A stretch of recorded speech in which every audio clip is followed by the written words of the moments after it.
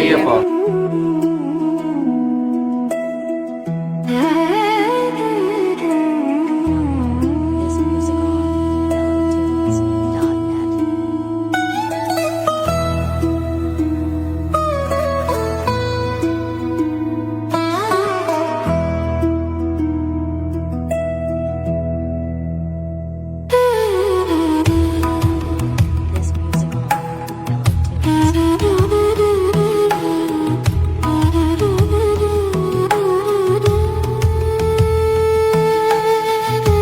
സേവാ കേന്ദ്രത്തിൻ്റെ പ്രവർത്തനം നമുക്കിടയിൽ പ്രവർത്തനം ആരംഭിച്ചിട്ട് 6 വർഷക്കാലമായി.